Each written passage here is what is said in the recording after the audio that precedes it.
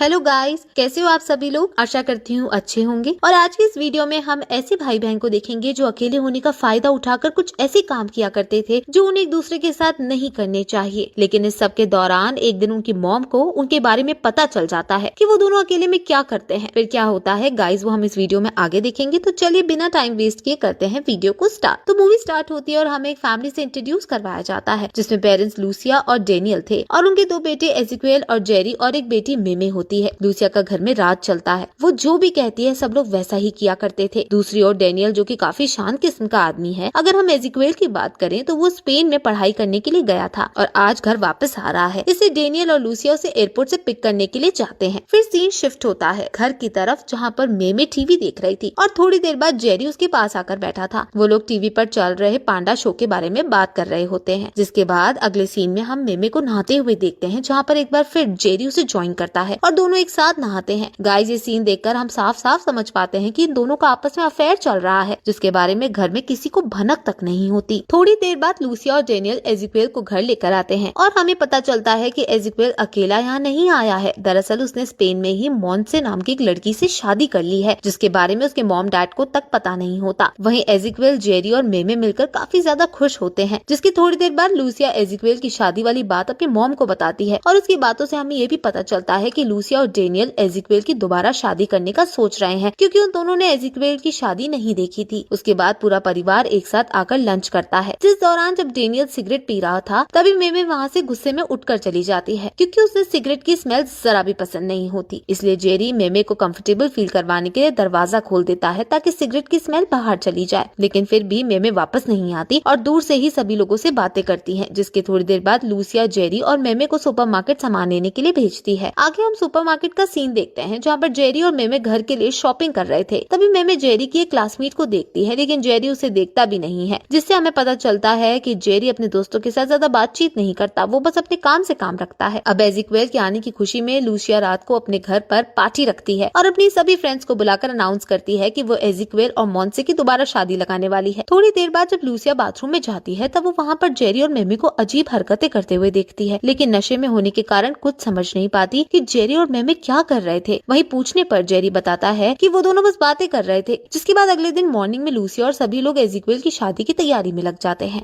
वहीं रात में एजिक्वेल और मोंसे जेरी और मेमे के साथ क्लब में जाते हैं और वो लोग वहाँ पर काफी एंजॉय कर रहे थे। और जब एजिक्वेल और जेरी आसपास नहीं होते तब मोंसे मेमे से पूछती है कि क्या उसने कभी किसी लड़की के साथ मेकआउट किया है। इस पर मेमे साफ साफ मना कर देती है। अब मोंसे ऐसा इसलिए पूछ रही थी क्योंकि वो पहले लड़की के साथ मेकआउट कर चुकी है और उसे काफी मजा आया था। आगे मोंसे मेमे को ड्रग्स देती है ताकि वो पार्टी में एंजॉय कर सके क्योंकि जब से वो लोग वहाँ पर आए हैं मेमे सिर्फ पानी ही पिए जा रही है। और अब ड्रग्स लेने के बाद मेमे बिंदास होकर जेरी के साथ नाचने लगती है। जिसके बाद वो दोनों बाथरूम में जाकर मिट होते हैं और इसके बारे में एजिक्वेल और मोंसे को जरा भी खबर नहीं होती। वहीं घर जाते टाइम एजिक्वेल काफी ज्यादा नशे में होने के कारण वो रास्ते पर ठीक से ध्यान नहीं दे पाता, जिसके कारण उनका एक्सीडेंट होने ही वाला था कि सही टाइम पर जेरी स्टीयरिंग घुमाकर सभी को बचा लेता है। अब अगले दिन हम देखते हैं कि एजिक्वेल जेरी के साथ कोई गेम खेल रहा था, जिस दौरान जेरी को लगता है कि एजिक्वेल फिर से चीटिंग कर रहा है क्योंकि एजिक्वेल बचपन से ही जेरी के साथ गेम खेलते वक्त चीटिंग करता आ रहा है, जिसके कारण दोनों भाइयों के बीच बहस हो जाती है, जिसे देखकर लूसिया उन्हें शांत कराती है। तभी मेमे घर आती है और वो बारिश के पानी की वजह से पूरी भीग गई थी और लूसिया के पूछने पर वो बताती है कि कार का फ्यूल खत्म हो गया था, जिसके कारण उसे बारिश में कार को धक्का देकर फ्यूल पंप तक लेकर जाना पड़ा। ये सुनकर लूसिया पहले तो मेमे पर काफी नाराज होती है कि उसे बाहर जाने से पहले हमेशा कार का फ्यूल चेक करना चाहिए। और फिर बाद में लूसिया सभी को एक कहानी सुनाती है और उनके घर में काम करने वाली नौकरानी ओल्गा की बेटी दूसरी बार प्रेग्नेंट हुई है कि जबकि वो अभी सिर्फ 15 साल की है। और यहाँ पर लूसिया का मानना है कि ओल्गा की बेटी को प्रेग्नेंट ओल्गा के हस्बैंड ने किया है क्योंकि ओल्गा पूरे दिन काम के सिलसिले में हमारे यहाँ पर रहती है और उसका पति अपनी बेटी के साथ घर पर अकेला रहता है। और ओल्गा से उसे ये भी पता चला है कि उसकी बेटी का कोई बॉयफ्रेंड नहीं है, जिसके कारण लूसिया को कंफर्म होता है कि ओल्गा की बेटी को प्रेग्नेंट करने वाला और कोई नहीं बल्कि उसका ही हस्बैंड है। और ओल्गा को भी कहीं ना कहीं ये बात पता होती है। वही ये कहानी सुनाने के बाद जेरी और मेमे एक दूसरे की तरफ देख रहे होते हैं क्योंकि उन दोनों के बीच में भी कुछ इसी तरह का रिलेशन चल रहा है। अब उसी रात मेमे को नींद नहीं आ रही थी, इसलिए वो जेरी के रूम में जाकर सो जाती है। जिसके बाद वो दोनों वहीं पर इंटीमेट होते हैं। दूसरी तरफ हम एज़ेकिएल को देखते हैं, उसे भी नींद आ रही थी, इसलिए वो घर में इधर उधर घूमने लगता है, जिस दौरान उसे मेमे अपने रूम में नहीं दिखती है और वो आगे जाता है। तभी उसे जेरी के रूम से आवाज आती है जैसे दो लोग आपस में बात कर रहे हो, और जब वो दरवाजे के गैप से अंदर देखता है तब उसके पैरों तले जमीन खिसक जाती है, क्योंकि अंदर उसकी छोटी बहन बिना कपड़ों के खड़ी थी, जिससे वो सब कुछ समझ जाता है कि जेरी और मेमे के बीच में क्या चल रहा है, जिसे देखकर उसे काफी ज्यादा गुस्सा आता है। वहीं मेमे के वहाँ से जाने के बाद वो जेरी के रूम में आकर अपना गुस्सा उस पर निकालते हुए उसे काफी ज्यादा मारता है और कहता है कि अगर उसने दोबारा उन दोनों को एक साथ देखा तो वो उनकी मॉम यानी लूसिया को सब कुछ बता देगा। जिसके बाद एज़ेकिएल वहाँ से निकल जाता है और मॉन्से के पास आकर रोने लगता है। शायद उसने मॉन्से को सब कुछ बता दिया है, लेकिन इसके बारे में हमें मूवी में कुछ भी नहीं बताया गया है, हम सिर्फ इसका अंदाजा लगा सकते हैं। अब अगले दिन एज़ेकिएल की शादी होती है, जिस दौरान घर पर काफी सारे मेहमान आते हैं। उसी में हम देखते हैं कि जेरी मेमे से दूर दूर रहने लगती है। साथ ही में एज़ेकिएल दूर से उन दोनों पर नजर रख रहा था, लेकिन अभी तक ये बात मेमे को पता नहीं होती कि एज़ेकिएल को उसके और जेरी के अफेयर के बारे में सब कुछ पता चल गया है। वहीं पूरे फंक्शन के दौरान जेरी मेमे से एक बार भी बात नहीं करता, क्योंकि वो नहीं चाहता था कि एज़ेकिएल लूसिया को उसके और मेमे के अफेयर के बारे में बता दे। और कुछ इसी तरह से एज़ेकिएल की शादी हो जाती है। वहीं हम रात में जब मेमे वॉशरूम में अपने कपड़े साफ कर रही थी, तभी एज़ेकिएल वहाँ आकर पीछे से मेमे को गंदी नजरों से देखता है और ये बात मेमे को काफी ज्यादा बुरी लगती है, जिसके कारण वो एज़ेकिएल को एक थप्पड़ मारकर वहाँ से चली जाती है। दरअसल एज़ेकिएल मेमे को दिखाना चाहता था कि उसे जेरी और उसके रिलेशन के बारे में सब कुछ पता चल गया है, और अब इस सब के बारे में पता चलते ही मेमे दुखी होकर काफी ज्यादा रोने लगती है। जिसके बाद अगले दिन एज़ेकिएल मॉन्से के साथ स्पेन वापस चला जाता है और हमें ये भी पता चलता है कि उसने डेनियल और लूसिया को जेरी और मेमे के अफेयर के बारे में कुछ भी नहीं बताया है, क्योंकि उसे लगता है कि उसने उन दोनों को काफी अच्छा सबक सिखाया है, जिससे वो दोनों अब दोबारा वही मिस्टेक नहीं करेंगे। अगले सीन में हम लूसिया को तैयार होते हुए देखते हैं। दरअसल वो ऑफिस जा रही थी, क्योंकि शादी के चक्कर में ऑफिस का काफी सारा काम पेंडिंग पड़ा हुआ है, जिसके कारण आज वो पूरा दिन घर नहीं आने वाली है। वो ये सब मेमे को बता रही थी, साथ ही में ये भी कि डेनियल मॉर्निंग में जल्दी ऑफिस चला गया है और वो भी पूरा दिन घर नहीं आने वाला है। अब ये बात मेमे और जेरी को पता चलते ही वो लोग फिर से इंटीमेट होने लग जाते हैं। दूसरी तरफ हम लूसिया को ऑफिस में देखते हैं और जब वो अपने कलीग के साथ बात कर रही थी, तभी उसे याद आता है कि वो एक इम्पोर्टेंट फाइल घर पर भूल गई है। इसलिए वो घर पर कॉल लगाती है, लेकिन कोई भी नहीं उठाता, और वो उठाता भी कैसे, जेरी और मेमे तो अपने ही कामों में बिजी थे।